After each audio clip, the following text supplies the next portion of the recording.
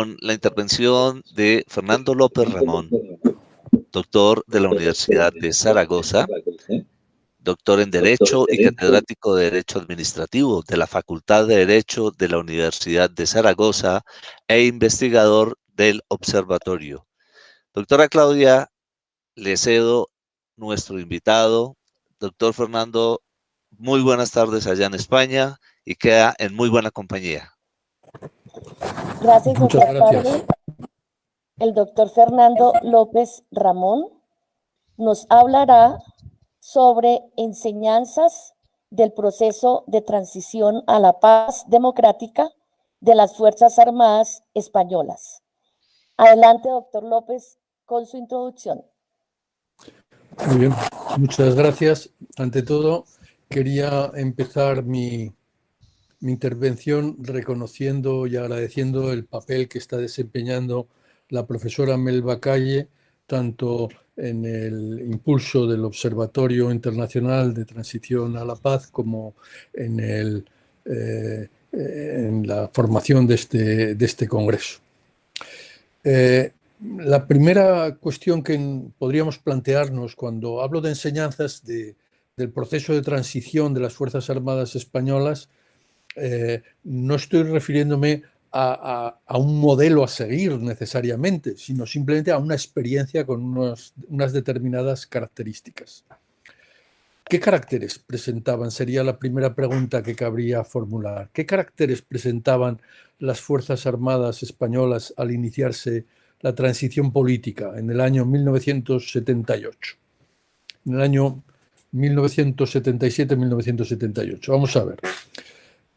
Las Fuerzas Armadas Españolas eran un modelo en aquel momento de lo que podríamos llamar el ejército político.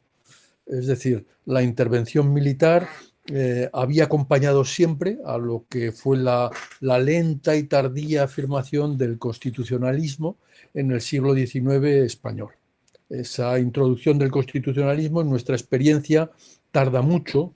Cierto que cuenta con ese primer monumento emblemático que es la Constitución de 1812, pero realmente la realidad de la patria pues queda truncada, ese inicio del constitucionalismo, por la realidad del absolutismo que introduce Fernando VII, el deseado, el vivan las caenas, que era el grito atroz de una parte del pueblo español que apoyó el absolutismo. Bueno, el siglo XIX español está tan unido, o estaba tan unido a los pronunciamientos, al militarismo, que ha dado lugar a una de esas palabras acogidas incluso en otros idiomas, al pronunciamiento.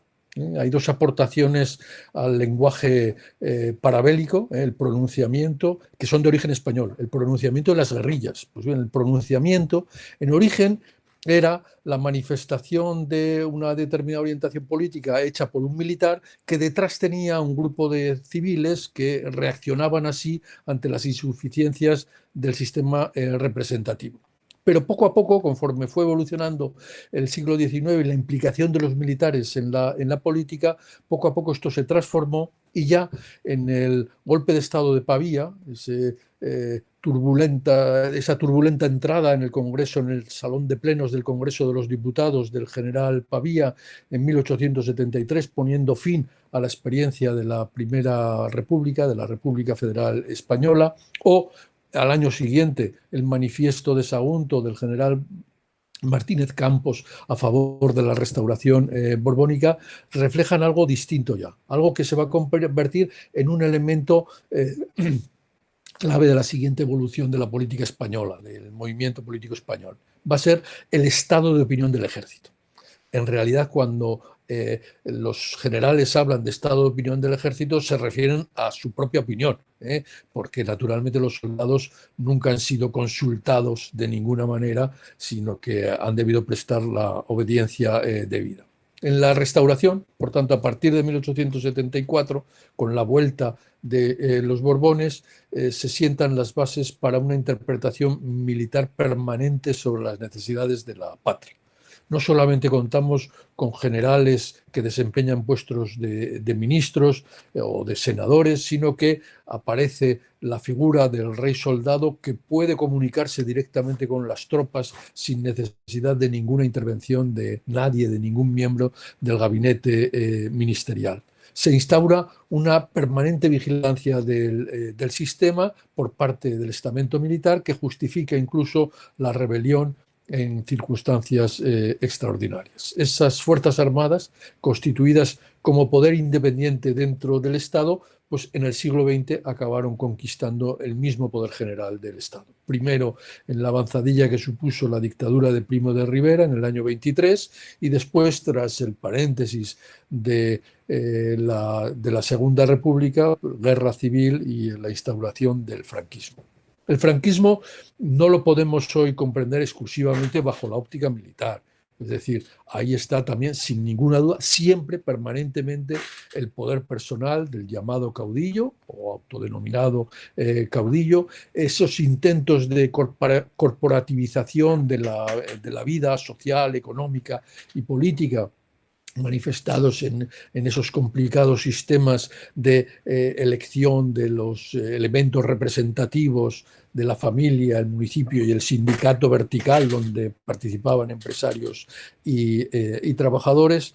En definitiva, un sistema de sustento de las clases privilegiadas con una larga connivencia eclesiástica. Todos esos son elementos que caracterizan al franquismo, pero detrás hay siempre un régimen militarista, un régimen que se afianzó por técnicas, iba a decir jurídicas, pero más bien deberíamos decir legales o leguleyas, porque la trabazón militar, con una unidad de criterios ante las diversas situaciones de la vida pública, se logró muy eficazmente a través de una depuración militar construida sin tan apenas apariencias de legalidad.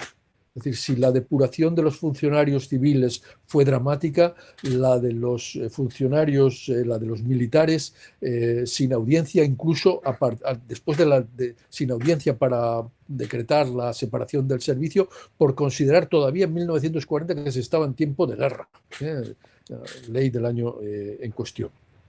El mando supremo de las Fuerzas Armadas, efectivamente, ahí no se planteaba el tema de si era de carácter simbólico, efectivamente perteneció al generalísimo Franco. Y las Fuerzas Armadas asumieron una función de garantía del sistema político que el propio generalato, en realidad el caudillo, consideraba como adecuado a las necesidades del pueblo español, con un orden público plenamente militarizado, un sistema de ordenación de las Fuerzas Armadas dependiente de las capitanías generales que suponían un control territorial del Estado, una jurisdicción militar amplísima que entendía de delitos incluso cometidos por elementos civiles, posibilidades de movilización completa de la sociedad todavía en leyes tan tardías como la Ley de Movilización Nacional del año 1969.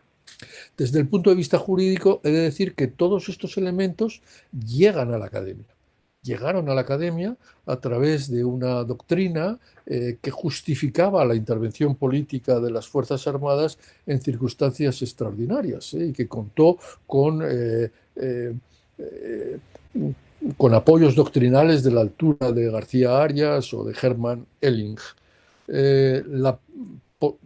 Además de esa doctrina, la presencia de los militares se dejaba sentir en muy numerosos organismos, en los órganos fundamentales del Estado, el Consejo de Regencia, el Consejo de Estado, los distintos ministerios, los 3 ministerios militares, el Parlamento, la estructura política del llamado Movimiento Nacional. En todos los elementos de la vida pública estaban penetrados por el militarismo. Esa es la situación con la que nos encontrábamos, el punto de partida. A partir de ahí, la siguiente pregunta sería: ¿qué reformas se introdujeron para lograr la democratización de ese ejército político heredado del franquismo? Vamos a ver. Las medidas fueron graduales, paulatinas. Yo creo que esta sería la principal enseñanza a obtener de de la experiencia española. Es decir, la idea de que las reformas no se acaban en una nueva ley o en un determinado movimiento reformista inspirado o auspiciado por un cierto partido político o un grupo político. Hace falta entender las reformas militares como una tarea de Estado que sucesivamente han de completar los distintos gobernantes que van sucediéndose en el poder con arreglo a las pautas democráticas. Bueno, ¿qué elementos han contribuido a esa democratización? Bueno, el primero sería la formación, la continuidad distinta de la figura del rey soldado. Saben ustedes que nosotros tenemos algo que para una mentalidad latinoamericana es muy difícil de comprender, una monarquía constitucional, pero que, bueno, con sus problemas puede funcionar. Vamos a ver, la figura del rey soldado es una figura que se establece en la experiencia española con los Borbones tras la Restauración, como decía antes, a partir de 1874, importada de modelos alemanes y británicos, una figura en la que se admite una relación privilegiada del monarca, del rey, que en principio reina pero no gobierna, o sea, no tiene tareas ejecutivas, una relación privilegiada del rey con el ejército. Digamos que, de alguna manera, el principio monárquico, que constituye una fuente de legitimidad distinta del principio democrático, pervive al menos en ese aspecto, en el aspecto de la relación del rey con el ejército, que se refleja en las constituciones aprobadas a lo largo de toda nuestra historia, atribuyendo al rey siempre el mando supremo de las fuerzas armadas. El principio monárquico permitirá que el rey ejerza una cierta efectividad, efectivamente este poder. En la teoría del momento expresada en diversas leyes que se aprueban a partir de finales del siglo XIX hasta el siglo XX, las leyes constitutivas del ejército y la llamada ley adicional a la constitutiva del ejército, bueno, en esas leyes, finales del XIX, principios del XX, se prevé algo insólito en el constitucionalismo monárquico, y es la posibilidad de que el rey dé órdenes efectivas sin contar con el refrendo ministerial. Debo decir que históricamente el refrendo ministerial tampoco era para tanto, porque era el refrendo exclusivamente para asumir la responsabilidad penal, históricamente, hasta que se logra una responsabilidad propiamente política, era simplemente que si se cometía un delito, lo asumía el ministro al haber adoptado la decisión que manifestaba externamente el monarca. Pues bien, ni siquiera eso se acepta en las relaciones del rey con el ejército. Se permite que el rey dé órdenes directas. Digamos que se está pensando en un ejército comandado al frente del mismo, comandado por un rey montado a caballo que manda a las tropas a avanzar, algo parecido. El rey puede impartir órdenes directas y puede incluso emitir, lo dice la ley adicional del ejército en 1904, puede impartir proclamas al ejército. Es decir, se consolida esa relación privilegiada en la cual el Ejecutivo se mantiene en buena medida al margen del ejército y el Parlamento asume competencias exclusivamente de trámite. Anualmente el Parlamento va aprobando una ley de artículo único donde establece la cifra global de efectivos del ejército, pero que no tiene ningún significado. Eso explica que cuando en la Constitución de 1978, conforme a los planteamientos tradicionales, se atribuye el mando de las Fuerzas Armadas al rey, eso explica que algunos autores todavía, manteniendo esas tesis militaristas que constituyen probablemente la única aportación del constitucionalismo español moderno, digo aportación entre comillas, no es de extrañar que haya autores que sostengan la efectividad, que hayan sostenido la efectividad del mando atribuido al rey, considerando que el mando era efectivo. Afortunadamente no han prevalecido esas tesis. Hoy en día, digamos que hay una práctica unanimidad doctrinal, se citan ya las doctrinas que nos llegan hasta principios de los años 80 como un residuo de otra época, y la opinión dominante es que el mando de las Fuerzas Armadas atribuido al monarca es de tipo simbólico, representativo u honorífico. De paso, ese planteamiento jurídico coincide con una educación de los titulares de la monarquía que está relativamente exenta, como hemos conocido más recientemente, de camarillas, con tutores virtuosos, aunque también estamos viendo que la virtud de los tutores no garantiza la de los alumnos. Bueno, en todo caso, el monarca, el rey Felipe VI, pues tiene una educación civil y militar. Es el primer monarca con título universitario en el extranjero, en una universidad importante en Washington, y también en titulación española, con una formación que parece impedir ese tipo de connivencias propio de otras épocas. En ese contexto, o sea, con ese amparo, el que supone la figura del monarca que impulsa las reformas democráticas, se producen las reformas paulatinas relativas a las Fuerzas Armadas. En 1977, la primera presidencia de Suárez, Unión del Centro Democrático, partido de centro derecha en el poder, con un apoyo de distintas fuerzas políticas, se adoptaron medidas muy importantes que pusieron las primeras piedras en esa evolución democrática de las Fuerzas Armadas. Primero fue destruir el elemento orgánico, aquellos poderosísimos 3 ministerios militares, y refundirlos en un solo ministerio. El Ministerio de Defensa, donde se incluyen los viejos ministerios de Marina, del Ejército y del Aire. De paso, todas las competencias de tipo civil que tenían atribuidas estos ministerios, destacaría, por ejemplo, las competencias del viejo Ministerio de Marina en relación con los puertos y toda la ordenación de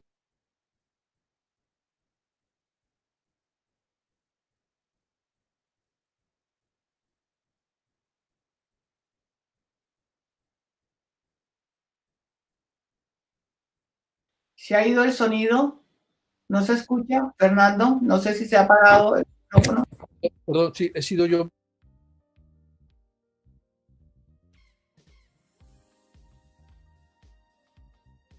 Adelante, adelante. ¿Y desde cuándo están sin oírme? Bueno. Hace 2 segundos, no te preocupes. Perfecto. Bueno, pues entonces decía que en ese contexto se aprueba la Constitución de 1978, la Constitución vigente, donde encontramos recogidos todos los principios propios de las Fuerzas Armadas democráticas. El punto de partida sería ese principio que se introdujo en el constitucionalismo en pugna con el principio de las milicias nacionales, el principio del ejército permanente estatal, que es básico, aunque existan experiencias como las que nos contaban ayer en Costa Rica y otros pequeños estados que pueden no disponer, afortunadamente, pueden no necesitar la Fuerza Armada. En los grandes estados la necesidad de la defensa nacional hoy por hoy es un elemento imprescindible del propio ser del Estado. Bien. La Constitución del 78 parte, por tanto, del monopolio de la violencia por parte del Estado, monopolio que se manifiesta en las Fuerzas Armadas y los cuerpos de seguridad, y que desarrollándose en una serie de principios esenciales en el constitucionalismo comparado. La separación entre los servicios militares y civiles, la subordinación del poder militar al poder civil, la dependencia plena del Ejecutivo, la finalidad defensiva de las Fuerzas Armadas, la configuración de las Fuerzas Armadas como elementos de excepcionalidad en su caso, pero con arreglo a derecho, es decir, las Fuerzas Armadas no necesariamente están al margen del derecho, aunque dispongan de poderes excepcionales en función de las circunstancias, y el principio de estricta disciplina militar serían los elementos que se deducen de diversos preceptos constitucionales y que conforman el armazón, el entramado constitucional de las Fuerzas Armadas, que se establece, ya digo, en la Constitución de 1978. Supongo que sobre estos aspectos tendremos ahora una ampliación de la mano del profesor Ursi, que es especialista en estas cuestiones, aunque él va a tratar con duda y hay conexiones importantes.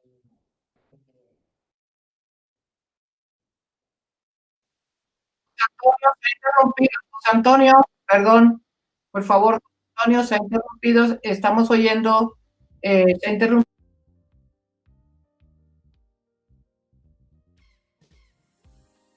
Perfecto, gracias, Melba.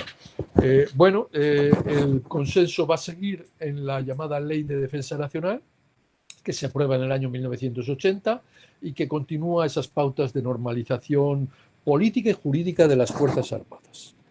Insisto en lo de considerar jurídicamente todos los aspectos referidos a las Fuerzas Armadas. En el año 84 habíamos tenido una experiencia unos años antes muy dramática, recordarán, que fue el llamado 23F, es decir, el golpe de Estado consistente de nuevo en la invasión del Congreso de los Diputados, un nuevo general Pavía, en este caso el teniente coronel Tejero, que penetra con guardias civiles mientras transcurre la sesión de investidura del nuevo presidente del gobierno.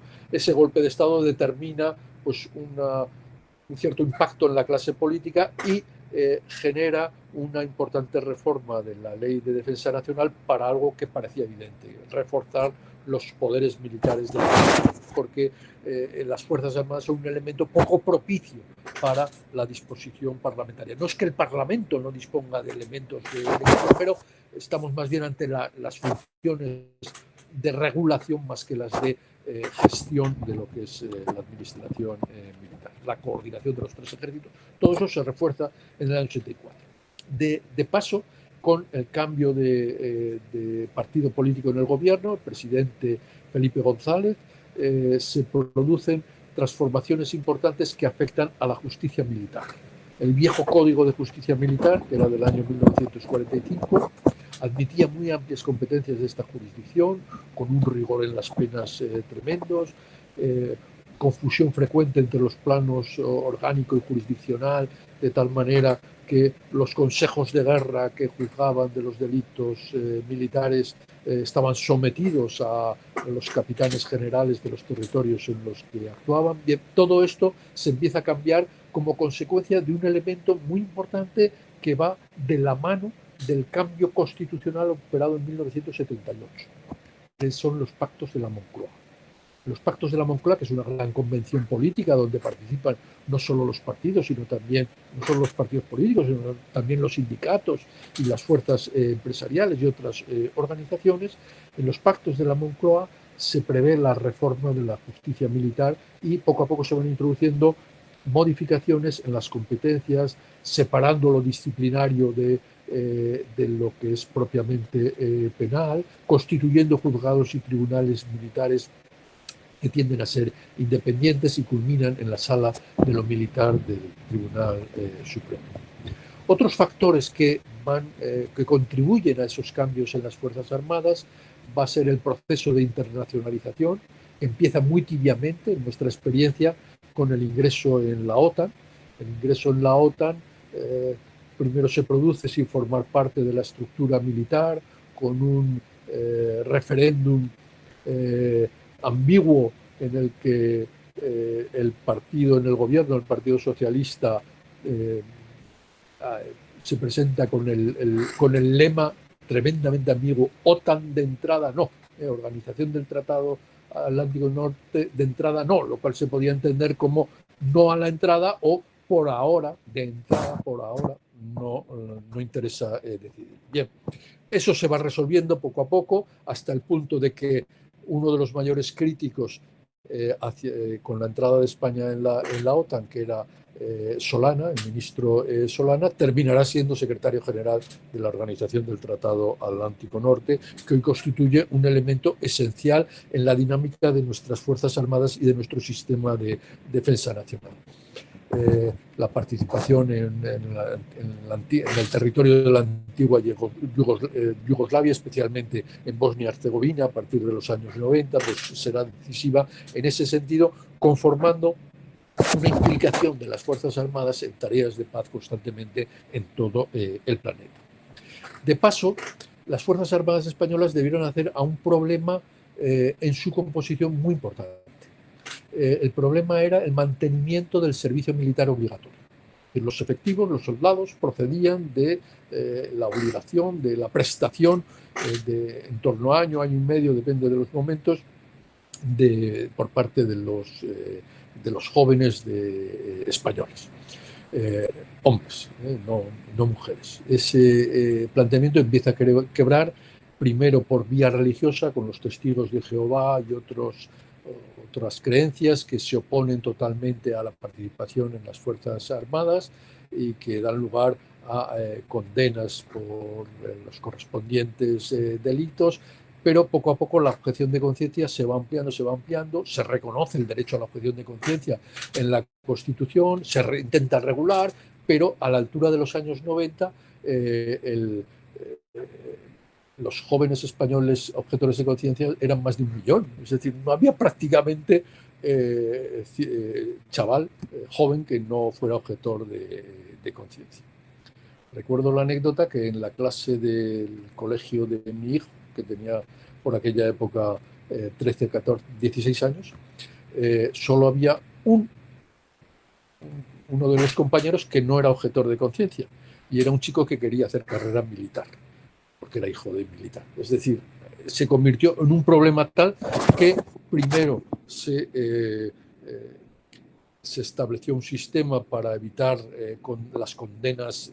Fíjense lo que hubiera supuesto condenar a 1 millón de jóvenes españoles a penas de prisión, y terminó suspendiéndose el servicio militar obligatorio, que es la fórmula que se estableció en el año 1999 y que continúa, de tal manera que el ejército se ha profesionalizado. Hoy en día solo se sirve voluntariamente por quienes realizan el contrato correspondiente para servir en el ejército. Eso ha determinado un cambio muy importante en